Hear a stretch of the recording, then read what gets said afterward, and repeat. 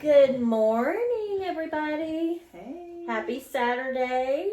It is Saturday? Yes. It is Saturday. Yes, Saturday. All right. So grateful that we made it through that week. It was long. I don't know about y'all, but welcome. Yeah. So this, yeah, go ahead. If you're just joining us, we have started this podcast, Michelle and I, called Love, Loss, and Recovery, or Deliverance, however you're choosing to look at it. This is the in and the out of the podcast where two different stories, mine and hers, of addiction come together in the hopes of one honest conversation about things that people are scared to talk about. And agree to disagree. We will. Sometimes. That's okay. Yes. It's okay. Yes. We kind of talk about what a lot of people are afraid to talk about out loud. The pain, the hope, the love, the lies, the everything in between, the shame, the guilt, All the things. Yeah, so The shame and the guilt behind what you're asking, I think I forgot to say that in my last statement. We're coming together. Addiction. If you've ever loved someone in addiction or been in addiction, that's what the podcast is about, and that's what our hope is, just to reach anyone, whether you're in addiction or you're out of it. And again, loving someone who's in it, you're not alone, and that's our objective here, is just to reach as many people with our stories. And be an encouragement and let you know you're not alone. And then we have resources. Yeah, so basically it's going to be two sides of addiction. Mm-hmm. One honest conversation with each other. Yep. And then, so I think you did say, like, you have been delivered from addiction, but you've also loved someone in addiction. Mm-hmm. I have not been in the traditional addiction, I guess, but after looking further into this, like, I have some addictions. I've smoked. I still vape on occasion. Yeah. I mean, I hide it, a lot of it, but I do it, so that makes it an addiction, That's right? Because right. I'm hiding it. That's right. Like, these conversations make me really look At yourself. some of the things, yeah. And that's what it's about too. Just also shining the spotlight on ourselves, even, and why we're even doing what we're doing with the socially acceptable addictions. Like, why do I feel like I need to do that? What am I missing? Like, is there something I'm missing? Like, all the things. And and I said it on our last episode. Before I had an addiction to a narcotic. Even though it was short-lived, it was 8 months. But before that, my addiction, I was an alcoholic. My addiction was men or bad relationships, and then food. And that still is my number one social addiction. Still. Food? Really? Because I'm a comfort eater. And I used to smoke cigarettes too, and the hand to mouth. Yeah, so I find myself chewing on straws and all the things. So, it's still a struggle. But I have been delivered and set free from all of those other. Well, that's awesome. Yeah. Sorry, I got papers and stuff It's over here just sliding down through. So two sides of addiction, one honest conversation. Yeah. So let's talk about it. Let's talk about it. Let's do it. it. Okay, so today's segment is we do have an outline, so we're going to try to stay within it, but we both ramble, so somebody may have to rein us in on occasion. I think we do get it running each other in. I think you realize it when I am, and you're like, she never snaps. I'm gonna start. There you go. That's my cue. Get it back together, Regina, over here. So let's introduce ourselves. So my name is Michelle. I am married to an alcoholic and former drug user. I'm saying former, like he was clean and sober for 20 something years before he dove into alcoholism. So yeah, that's kind of who I am. And so I'm looking at it from the outside looking in. And then Yep, and then I've been in addiction, all kinds of it, and I've loved those in addiction. My heart is also for those still struggling with the addiction, which leads to the ministry I have, and helping those ladies find hope while they're in it and walk in life with them. And so that's where I'm at and why my heart is for this. Sure. Mm-hmm. So today we're gonna talk about what they don't tell you about loving an addict. Raw conversation about the emotional toll, stigma, hope, resentment, confusion, boundaries, codependency, and survival. That's a lot. It is. But it's like you said a while ago, things we don't normally talk about, the whys behind, and these things right here are going to lead right into that. So I'd like to start with my husband was clean and sober for 20-something years. Yeah. And then fell back into it. But some of the things that they don't talk about, or that I haven't found that they talk about, is, okay, so the addict, right? He's going through, or she is going through emotional, trying to drown out. Like, everybody talks about the addict, but people don't talk about the ones who love. The ones going through it over here that is supposed to have the patience. Like, they tell you, just be patient. Yeah. What about, which is kind of what brought us to this, It right? is. I've struggled with, so he got out of rehab one time, and it was, he had to go to IOP 3 times a week. He had to go to AA all the other days. And I was like, what is the point of coming home? Because you're not really home. Yeah. Right? You have all these other things you have to attend and go through. And so I was still alone. Right. I guess is my point. Yeah. I was still alone, still having to deal with things on my own because he was not able, present, even. And yes, he went to work, right? So he jumped right back into work, but he wasn't available at home, and that was hard for me. Yeah. So that's that's the hard part of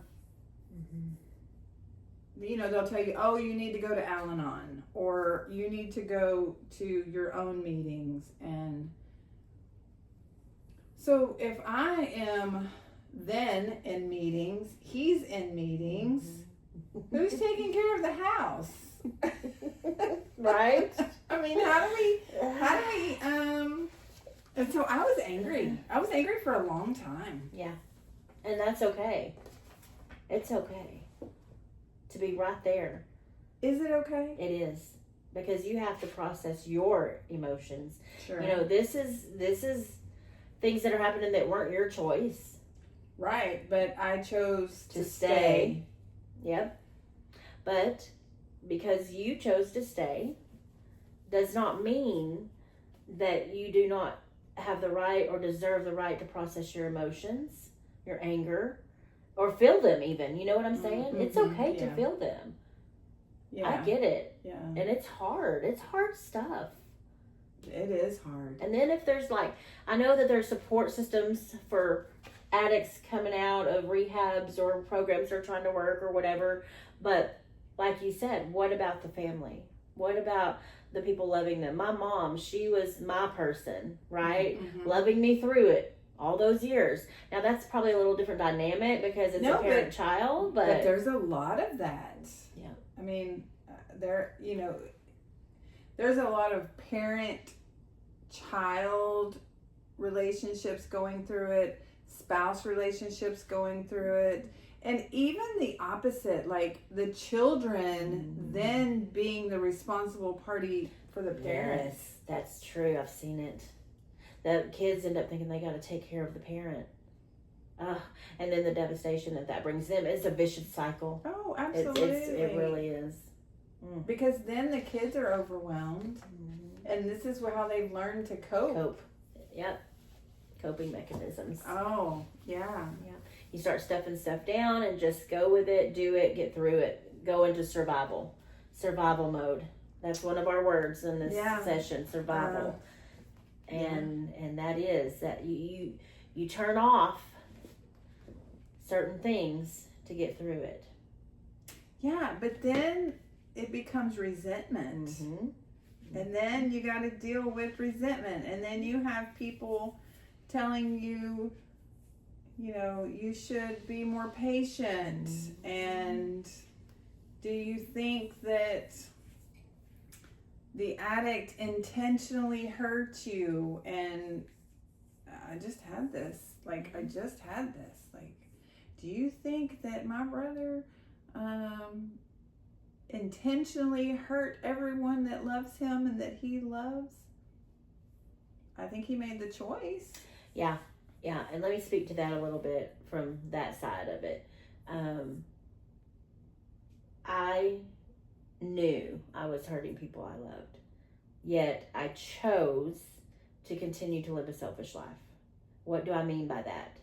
I chose to continue self-medicating with alcohol and then with narcotics because I wanted to feel good.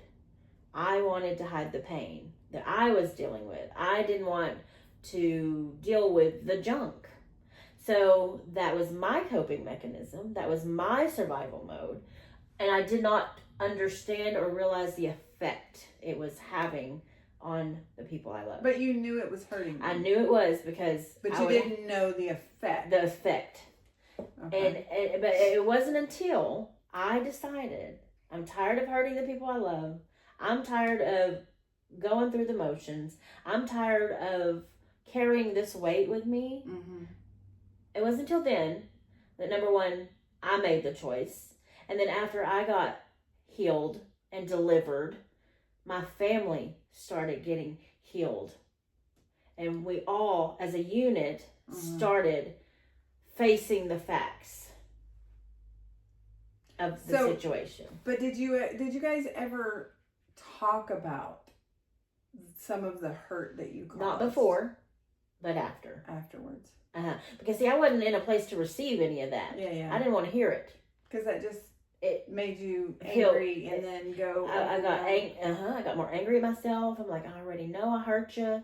I'm just trying to figure out why I'm the way I am right now. Trying to get through it. Can we deal with it later? So it's not conducive for. It's not conducive for the addict's loved one to tell them. It's not. Because they're already dealing with so much. And I know what y'all are dealing with stuff too. I get it. And it's important. And that's why I really think that it's so important for the other party to get someone and walk life with them and have a support system for them too. It affects everyone. And anyone that says different is lying to you. Yeah. But yeah, it's so much that the addict or the broken person, because I never wanted to accept that label. Sure. I was broken, and because of my brokenness, I made choices to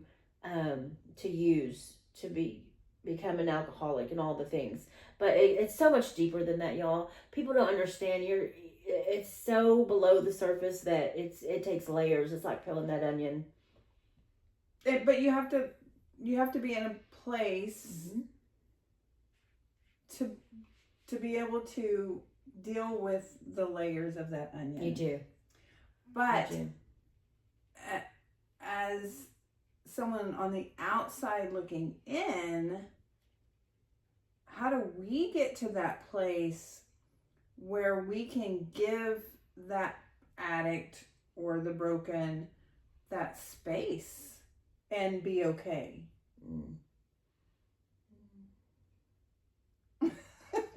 Well, that's a part of relinquishing control to a higher power, in my in my mind. Yeah. And realizing that there's nothing I can do to help them. That frees me up. Yeah.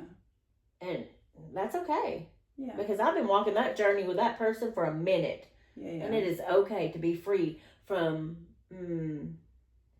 all that.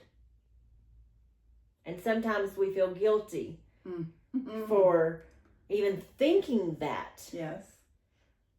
And well, because if it's your child or your spouse, right? Like, it's not just a boyfriend, girlfriend, where it's easy kind of. Yeah, these are lifelong commitments and children and marriages and all the things. Yeah. So that's hard. Because you love them. You love who they were. Yeah. Not who they, the effect of. So who they've become. I am guilty. I am so guilty about telling my husband, when he's like, I love you, we're meant to be together, I'm sorry I hurt you, like all the things that they say, right?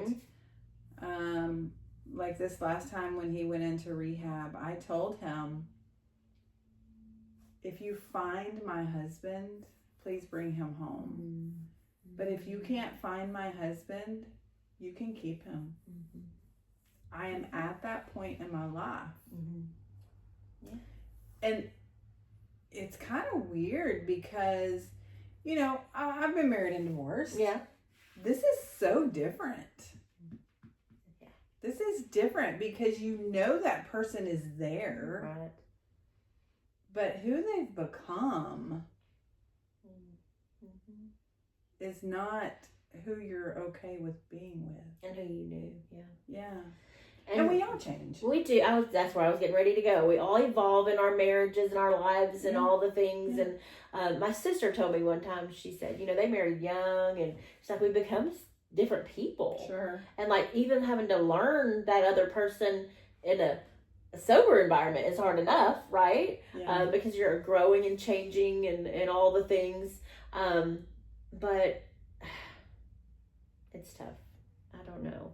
I don't have all the answers. What? I do know. How do you not have all the answers? I do know, and I can tell you, 17 years later, almost 18, that I'm very grateful for my mother and the people that loved me through it. But did your But they had to let go. Yeah, I was going to say. But your mom, we've talked about this. Your mom kind of hindered you along the way. Not knowing it. Right, and that's what we call an enabler. Yeah. She was my enabler. And I shared with Michelle the other day, and I'll share it in my testimony all the time.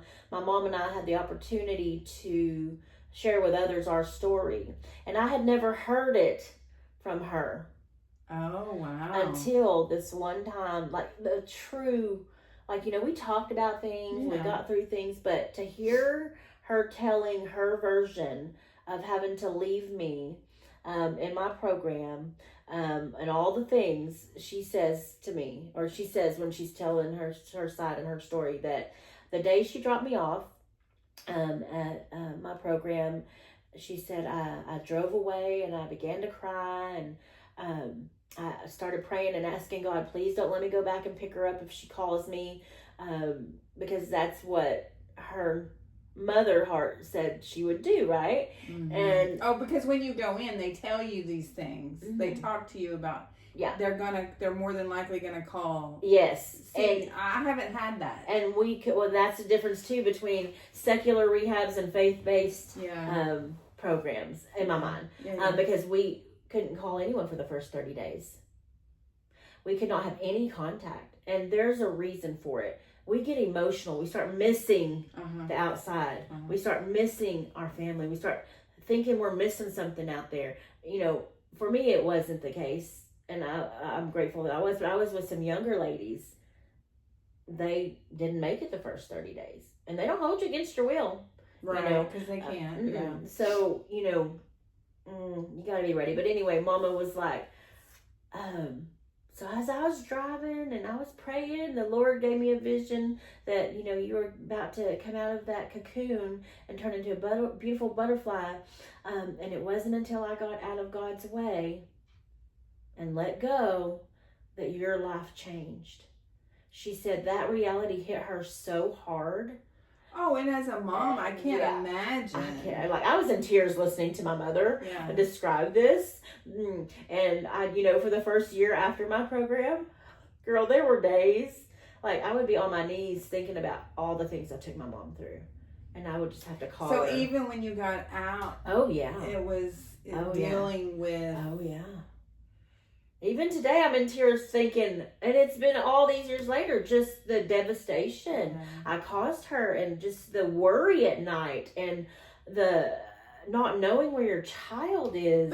But that feeling all of that and thinking about all of that after your treatment program, how did that not become so overwhelming? I mean, how did you navigate that? Well, because I believe I was forgiven. I believe that God forgave me for my sins and my transgressions. I asked for forgiveness because forgiveness isn't for them, it's for me. Forgiveness isn't for the other person, y'all. It's for you. And if you're holding on to something, see when you hold on to that adds a layer to your wall that you're building up, and that you're covering up, and you're doing the things to suppress. So, for me, just getting to a place that I believed I was loved enough to be forgiven. To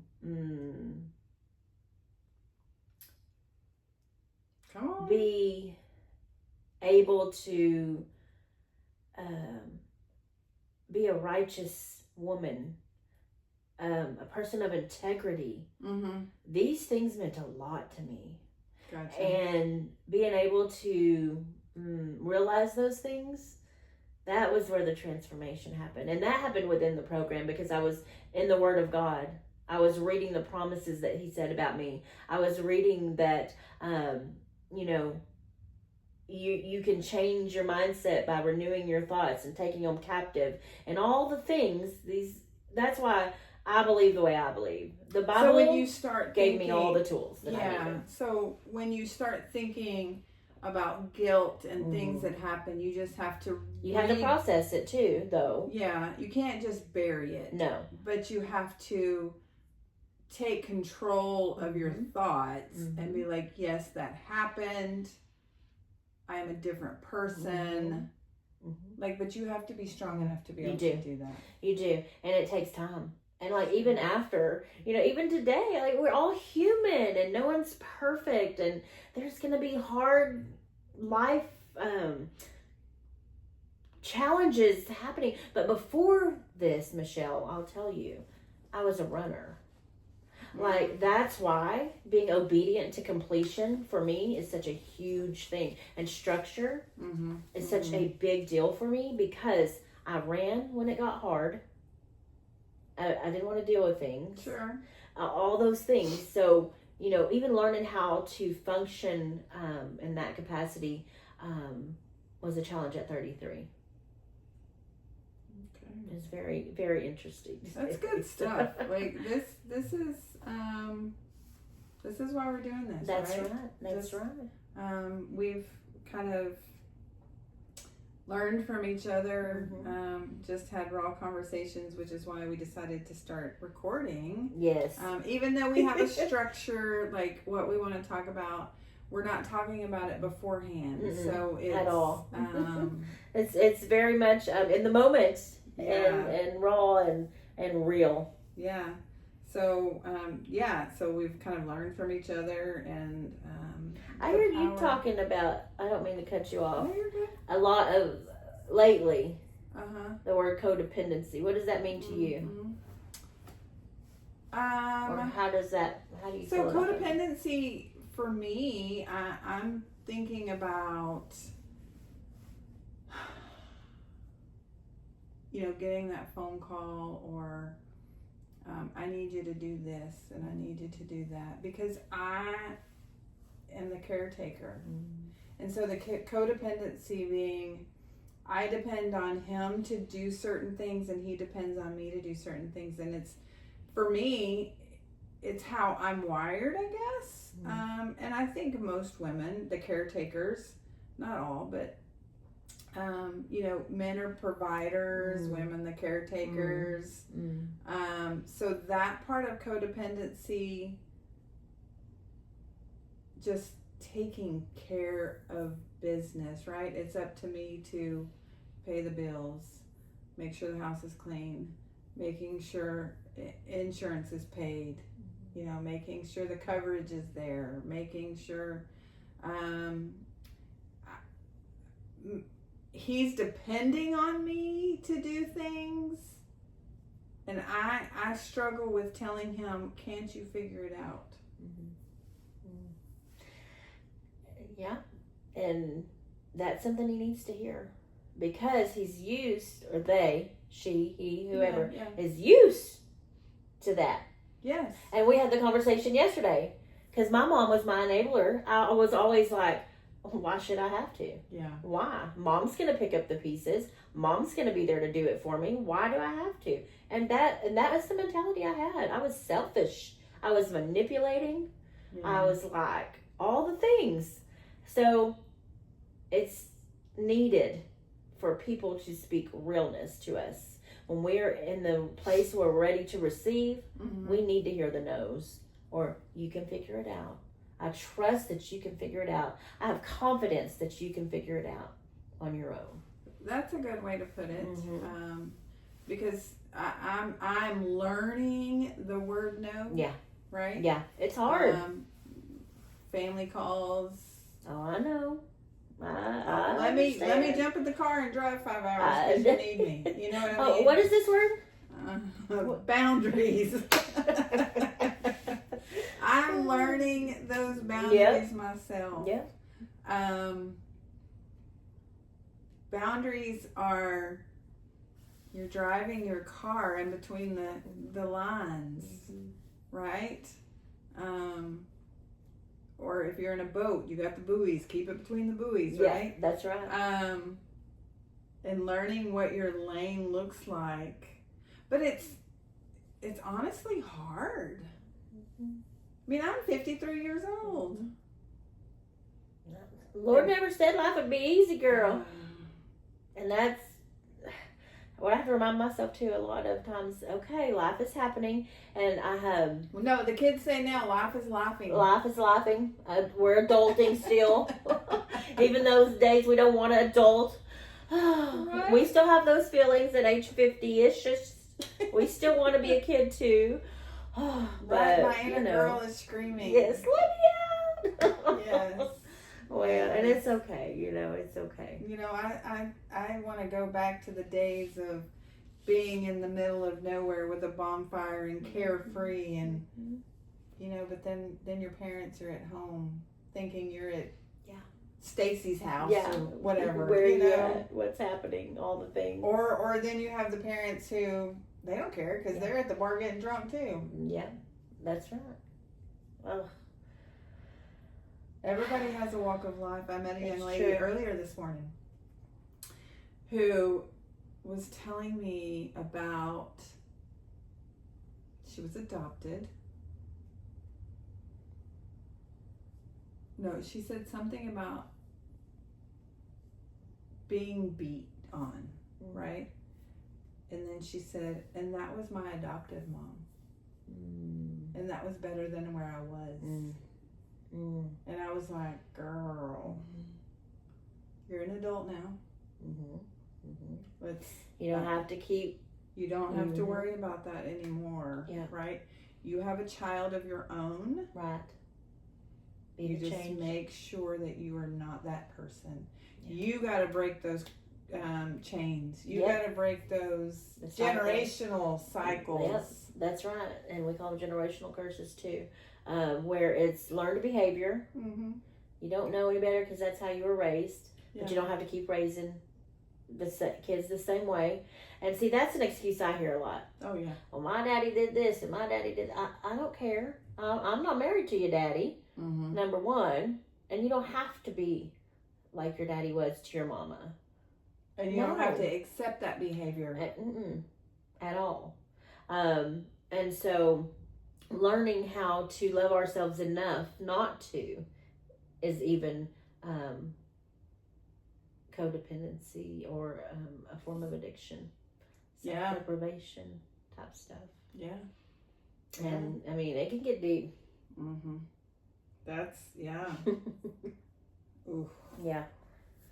It's a lot. Yeah. Wow. Okay. Well, it looks like we're about at the 30-minute mark. And so, gosh, we have so much. We have so much. We could stay on this topic for days, I feel like. And I think we get so excited. We're like, when are we doing our next episode? I know I do anyway. I'm so eager to share and to provide resources and to just let others know. Because, Michelle, we deal with people, I do every day, and you might too, that are just in the middle of it. And that's what I was going to say earlier, like, when the storms of life are raging, you've got to learn to stand in the storm. Yes. And that's hard in itself. But it's possible. And the only way I can do it is knowing where my source comes from. Well, but... And trusting. But being strong and standing in the storm, each storm that comes, it's even hard. The strong get tired. Oh, for sure. Absolutely. And but that's where you just rest in the knowledge of and the promise of God has me in the palm of his hand. He's not going to put more on me than I can bear. And really believing the promises there. Like, but that comes from the learning your boundaries. It does. Right? I mean, it does.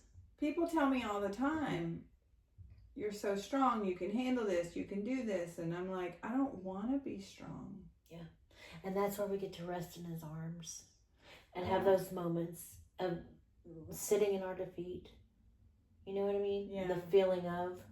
Yeah, or whatever it is. But then that's an addiction in itself because... Well, you don't want to stay there, but you need to feel it. But I'm saying, like, you're the strong one in your family, for me. Okay. And so, you don't want to let your family down. Well, then we're putting ourselves on a... Not intentionally on a pedestal. Well, because our family. That's what I'm saying. They put us on this rock. And then we learn to be that, but in reality, we need to be like, no, I'm not your savior. I'm not gonna put. How do you tell your parents or your siblings? Like, I'm honestly asking because I struggle with that. Yeah. Like, how do you? You know, I don't want them to look up to me. I don't want them to depend on me. Mm-hmm. But when they call me, I just, when I get those kinds of calls, like I listen, right? And then I relate. And then I let them know I'm praying about them or praying for them because I can't fix it for them. I can't fix this for you. I love you. I can find you some resources. But what if you can fix it? Well, then I have to pray about if that's something the Lord wants me to do. Like, because I've been known to jump ahead and just run with my emotions and say, yeah, I know I can fix it, so let me fix it for you. But do I need to fix it for them? Because then I'm becoming an enabler. Yes. Right? Yes. So those are questions we still have to ask ourselves on this side. Yes. You know? Okay, is my choice to help them. My husband always says, I'm going to give you a hand up, not a handout. Mm-hmm. I love that term because it's true. There are people that want a hand up, but the majority of people want a hand out. Yeah. So am I going to is my choice to help you coming from a place of me saying, yeah, I can fix it for them? Or is it genuinely, okay, let's talk about it before I help you, if I'm able to help you at all, if I can, what that's going to look like, what your responsibilities are going to be, what your action items are going to be. Sure. To get them there. Yeah. Instead of just doing it all for them. Yeah. So. I mean, this doesn't necessarily pertain to anybody in addiction. That just is. In life. Being the strong one. And sometimes that could be the reason for an addiction. Because it's just too much on somebody. Yeah. And we put too much expectation on ourselves. I'm a type A person. And I love that I can say it and believe it these days. You don't have to have it all together all the time. I love that I can say that and believe that. I want to get there so bad. It's taken me forever. Yeah. But it's taken me to truly know who I am in Christ instead of who the world says Regina is or who Regina says Regina is. Who does God say that I am? He made me. He made my heart the way it is. He made me so wonderfully complex in my mother's womb, as it says in Psalms 139. And just learning how to accept that was probably the biggest challenge. Accepting that I'm worthy of love and able to be that with all the expectations of everybody, because I can relate to being the strong one and having to be that person. It's tiring. It's exhausting. Yeah, just having to take a drive by yourself to be able to cry and let it out. Yeah, and that's so important. You have to, because if you don't, it just keeps pushing and pushing and pushing. So that's why I'm a crybaby, whether I'm happy, mad, or sad. I say it all the time, but no, it's true. It's true. You really have to have an outlet and be okay with being vulnerable like that. Whether you're by yourself or around people, I don't care anymore. Before I used to just be, hidden. But I'm called to be the light in the dark place, and I trust that the Lord will give me all that I need to do that, because I can't do it on my own. For sure. So for sure. You had a quote that you wanted to talk about. I did. Hold on, let me get it. I dropped my phone. Well, at least it's not ringing this time. Right? I think I might have had my ringer off. Okay, y'all. So, I saw this morning on my friend's page. And I wasn't sure if at the time we were going to be doing an episode today, but I thought it was fitting for what we do or are doing here. Now listen, y'all. It says, getting sober was not just about drugs and alcohol. I also had to detox from anger, fear, resentment, and hate. And that is so true, Michelle. I had so much hate and resentment towards my biological father because I was like, why wasn't I good enough to love? Why didn't he love me enough to stick around instead of spending his life in prison and doing things and making choices? Why wasn't I good enough? And so therefore, the enemy had a stronghold in my life and my mind at a very young age already with rejection and abandonment. So I didn't know all that until 33, until I was ready to deal with my junk, because I was just a kid, right? Well, but so, and I don't mean any disrespect when I ask this. That's okay. But was that your excuse? I used it. I learned how to use it as an excuse. Because and then I started manipulating it. Because I also grew up with rejection, like being told that he says you're not his kid, but you are. He just doesn't want anything to do with you. Yeah, I started using it as such. And I also started using the fact that my dad, that I call my dad, never adopted me. Same. Grew up, raised me, loved me like his own, but never adopted me. Yeah. Because to me that mattered. Why wasn't I good enough for him? What's wrong with me? Why can't people? Those were the questions. Well, yeah, no, I would ask was myself. The same way. And my dad, the one who raised me, says now that is the one regret he has with me. Well, and I learned. And I'm like, I'm 53. I don't care anymore. Yeah. I know. Yeah. We're past all that. But I mean, but it's good to hear what his thoughts were. For me, anyway, when I heard the reason, the why behind it, he said that he, being a man, he never wanted to, because he didn't know what the future held, basically. And I guess after, But he was married to your mom. Okay. They got married when I was 2. Okay. Yeah. See, I was not with my mom. Okay. I was with other family. Mm-hmm. Well, he said that he didn't want to take that away from another man. Even though he wasn't a good man. Because my but that's dad, a different mindset back then. My dad, especially back then. Yeah. But my dad, he's a good man, and he believed people could change. I think. Yeah. And I think that he didn't want to hinder that relationship if it ever had the ability to grow. Oh wow. And all the things. But my mom, she was the one I was overprotected because she knew the character of this person. Gotcha. And did all the things to protect me that you don't understand as a child coming up, right?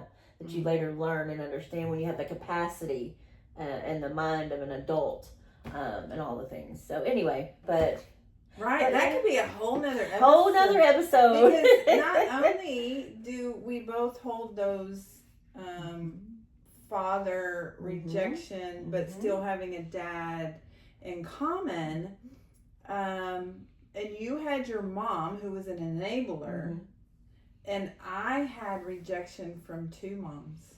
See, that's a lot to carry. But and I say this all the time. If anybody in my household deserves to be an addict, it would be me. But I was raised to be strong. Yeah. To handle your stuff. Yeah. Your past does not determine your future. Like all those things, right? And so nature versus nurture. Yes. So my biological mom was an alcoholic. Where my dad, who raised me, was also a heavy drinker. Now, I don't know if he was an alcoholic or not, because on my first birthday, he came home drunk. I had nothing to do with him, and then he quit drinking. Okay. That day. See? So he decided that day, he made a choice that day, that he would rather have your because I was an admiration, yes, than to see the disappointment in your eyes. Probably I was scared, and the fear. Now I don't remember because I was 1, but what I'm told is I was scared, and I would not go near him because he was loud. Yeah, he was all the things that come with being drunk. Yes. Yeah. And so that was his motivation. I love that. That's beautiful. See, you were motivation. And you still are motivating people today. Girl. Yes, you are.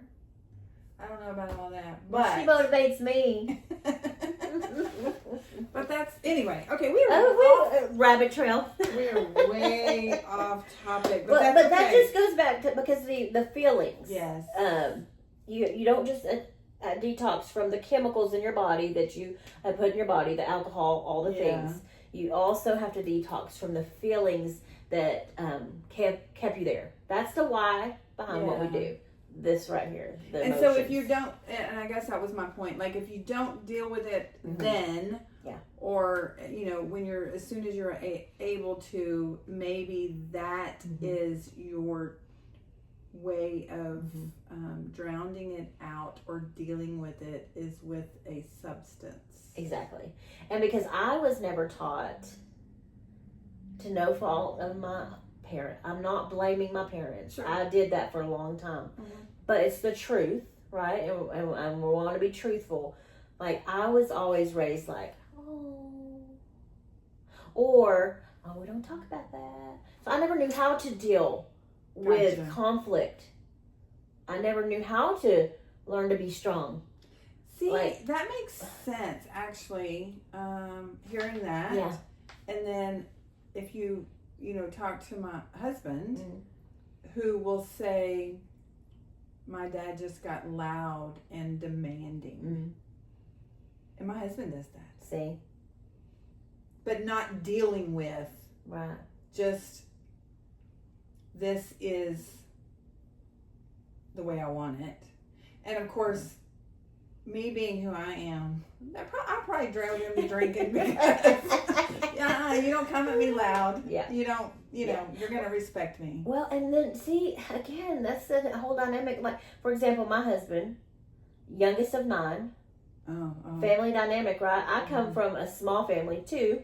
Yeah. So the fact that they're very loud talkers, for me, when I first came into the family, it was something I had to get used to. I had to learn what a family dynamic was that looked like theirs, with a lot of kids, a lot of family. Yeah. Because my husband told me, and I think my sister-in-law too, we had to talk over each other to be heard. And so that's why they're loud talkers. Gotcha. Even today. Yeah. And so I'm just like learning, and now I'm learning how to have a voice that's even louder, because I have to sometimes be real loud. But it's so funny when I have to do that in that voice. Everybody's like, we're in trouble. And I'm like, no, I just need to be heard. Anyways, it's so funny. That's good. Okay. So, next week, let's see. Next week we're going to, or next episode, not necessarily next week, because. This one. Where is it? Right here. Where is it? The moment I knew I had a problem, the moment I knew they had a problem, you each describe a turning point moment that changed everything. Oh my gosh. That's kind of what we're talking about now. So. Yeah, but I could still talk about that. No, I know. So we're not going to talk about it until we do our next episode. No, yeah. So. No, I'm saying I have more to say on that one. No, I know. Relapse. Oh, I like number 4. Should we do number 4? Okay, we'll just think about it. We're going to pray about it and see which one we're going to do next week. How about that? Well, how about this? We just do them all. Anyway, so remember, if you're dealing with someone in addiction, from my standpoint, say no without guilt. Mm-hmm. These are our healthy boundaries that we always need to remember. Mm-hmm. Say no without having guilt. Hold them accountable for their choices. Prioritize your own well-being over theirs, even if it's your child or your spouse. Yes, that's good. Independence rather than control. That's hard. But independence over control, meaning you're not controlling them, but like, don't touch that, it's hot. Don't touch that, it's hot. Right? Yeah. Okay, go ahead. Touch it. Yeah, because they're grown. Because they are grown. And when you come into the age of accountability, which is usually 15 or 16 if we want to go back the way they used to do things before, you know. And I still truly believe that. When you get to, but then again, some people at that age don't have still the mental capacity to do a lot of things. Age is not, maturity is not determined by age. That's right. That's right. Anyway, well, listen, y'all. If today's episode hit home, or you just need someone to talk to, check out our notes. We've got resources and links that can help. I think you put those in. Well, we're going to, yes, we're going to be still doing that. If you need, or you have any suggestions, please. Anything you want to talk about? Yeah. Email us at love.loss.recovery@gmail.com. So love, LOVE, .recovery@gmail.com. Yes. Okay. Yes. And then? Share? Yep. Where's that at? Like, share, subscribe, all the things. Comment. Yep. Our YouTube channel, I'm not sure where you're seeing this, but our YouTube. That one. The YouTube channel is search for Real Talk. Love, loss, recovery / deliverance. Yeah. And I love our title, Real Talk. Because there's enough fake talk going around. Yeah. I'm just saying, people don't want to deal with stuff. Real talk. Love, loss, recovery. Two sides of addiction, one honest conversation. That's what it's going to be. Yeah. So, all right. We're going to let y'all go. Bye.